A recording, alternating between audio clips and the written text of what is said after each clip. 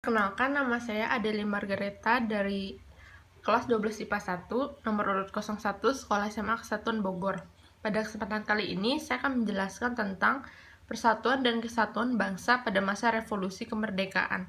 Saya akan menjelaskan 7 materi. Yang pertama, sistem pemerintahan presidensial, sidang PPKI 18 dan 19 Agustus 1945, pembentukan Komite Nasional Indonesia Pusat, Kabinet pertama, maklumat pemerintah, kabinet pada masa revolusi kemerdekaan, dan pemberontakan presidensial.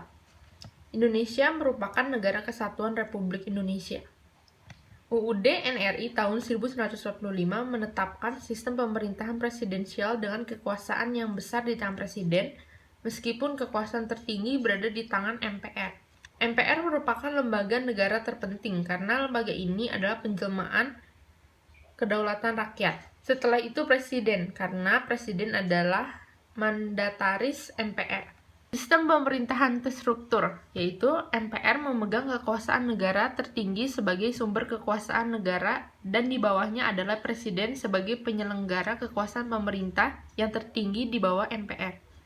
Sistem seperti ini tidak menganut sistem check and balance, artinya tidak mengatur pembatasan yang tegas penyelenggaraan kekuasaan negara. B. Sidang PPKI 18 dan 19 Agustus tahun 1945. Pada 18 Agustus tahun 1945 dilaksanakan sidang PPKI. Sidang tersebut menetapkan UUD NRI, yaitu UUD NRI tahun 1945 mengangkat IR Soekarno dan Dr. Andes Muhammad Hatta sebagai Presiden dan Wakil Presiden Republik Indonesia. Sedangkan pada tanggal 19 Agustus, PPKI menetapkan pembagian wilayah bekas Hindia Belanda ke 8 provinsi Indonesia yang masing-masing dipimpin oleh seorang gubernur. 8 provinsi itu antara lain Sumatera, Jawa Barat, Jawa Tengah, Jawa Timur, Sunda Kecil, Maluku, Sulawesi, dan Kalimantan. Dan ini merupakan nama gubernur yang memimpin ke-8 provinsi tersebut. C. Pembentukan Komite Nasional Indonesia Pusat. PKI kemudian dibubarkan dan dibentuk Komite Nasional Indonesia Pusat atau disingkat KNIP yang diresmikan pada tanggal 29 Agustus tahun 1945. KNIP diketuai oleh Kasman Singodimedjo. Anggota KNIP berjumlah 137 orang yang merupakan terdiri dari golongan muda dan tokoh masyarakat dari berbagai daerah. Ada pun beberapa ketetapan mengenai KNIP, seperti pertama, lembaga yang akan dibentuk di seluruh Indonesia dengan pusatnya di Jakarta. 2. Penjelmaan dari kebulatan tujuan dan cita-cita bangsa Indonesia untuk menyelenggarakan kemerdekaan Indonesia yang berdasarkan kedaulatan rakyat. Dan yang terakhir, pernyataan dari rakyat Indonesia untuk hidup aman sebagai bangsa yang merdeka, persatuan kebangsaan yang erat, menjaga keselamatan umum, dan membantu para pemimpin dalam menyelenggarakan cita-cita bangsa Indonesia. D. Kabinet pertama.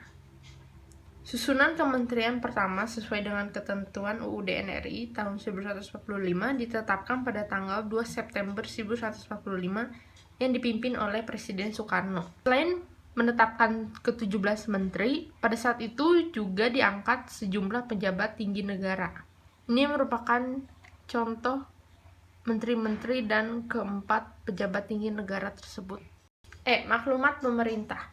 Pertama, maklumat 5 Oktober 1945. Mengeluarkan maklumat pembentukan Tentara Keamanan Rakyat atau TKR. TKR dibentuk dari hasil peningkatan fungsi BKR atau Badan Keamanan Rakyat.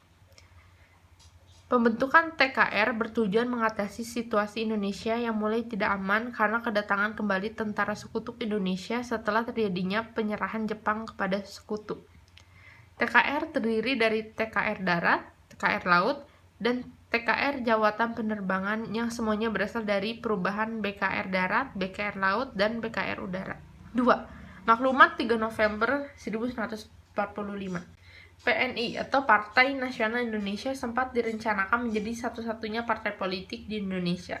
Namun, pada tanggal 3 November 1945, pemerintah mengeluarkan maklumat mengenai pembentukan partai politik. Maklumat yang ditandatangani Wakil Presiden Muhammad Hatta memberikan kesempatan kepada rakyat seluas-luasnya untuk mendirikan partai-partai politik. Oleh karena itu, banyak partai politik yang berdiri setelah dikeluarkannya maklumat tersebut, antara lain Masyumi atau Majelis Syura Muslimin Indonesia atau Partai Buruh Indonesia, PSI atau Partai Sosialis Indonesia, Permai, Persatuan Rakyat Marhaen Indonesia, dan yang terakhir PNI atau Partai Nasional Indonesia. Dan yang ketiga, Maklumat 14 November 1145. Penyelenggaraan negara pada awal kemerdekaan dilakukan oleh Presiden dengan dibantu Wakil Presiden dan Menteri-menterinya. Namun, pada 14 November 1145 terjadi perubahan dengan keluarnya Maklumat Presiden, yaitu tanggung jawab pemerintahan ada di tangan para menteri. Adanya Maklumat 14 November ini membuat Presiden tidak lagi berfungsi sebagai kepala pemerintah, melainkan hanya sebagai kepala negara. Jabatan kepala pemerintahan dijabat oleh Perdana Menteri yang bersama para menteri mempertanggungjawabkan pelaksanaan pemerintahan kepada parlemen. F. Kabinet pada masa revolusi kemerdekaan.